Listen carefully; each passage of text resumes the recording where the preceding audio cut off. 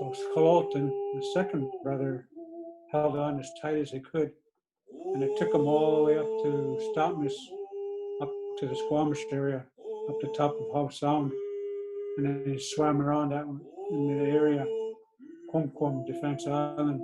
The waters don't change temperature-wise much once you get below the thermocline, which is about 30, 40 feet. If we're not working on conservation projects, we'll be out looking for critters. In this case, my dive buddy Laura has found some grunt sculpin. These ones are guarding eggs, but if you also look with the water going by, every square inch of rock and whatnot is covered in encrusting life. There's a tremendous opportunity to tell our story about Howe Sound under this framework of the Biosphere Reserve. Biospheres are about conservation and protection of biodiversity, sustainable development, education and research and monitoring, and reconciliation. Slowly and surely some health began to return to the waters in the Sound. The whales began to come back.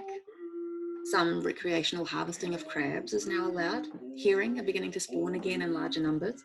And I believe the Squamish Nation was even able to harvest some herring roe. And these wins, if you like, have come about because of our connectedness to the environment and our connectedness to each other. Any kind of alterations of the shoreline that we make can change the sediment budget and lead to the erosion and so slow disappearance of some of these spawning beaches.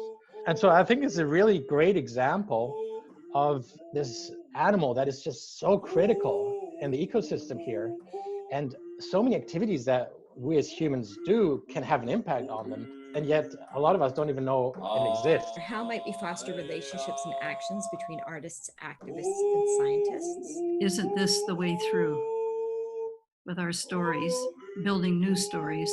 Those things, arts, culture, community, environmental stewardship, the land, food, families, it's all really just one thing.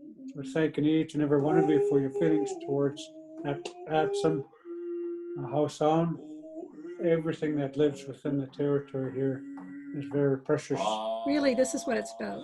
It's about future generations and ensuring a sustainable future. Any day is a good day as long as we're protecting Mother Earth, and that's what we need to continue to do. Just knowing the amount of people that care and are doing active things in the community is really inspiring. I just did some work with some high school students, and they were saying, what happens? What is the importance of these protests? What does it do anything? And it inspires us to keep going and knowing that there's other people doing it. So.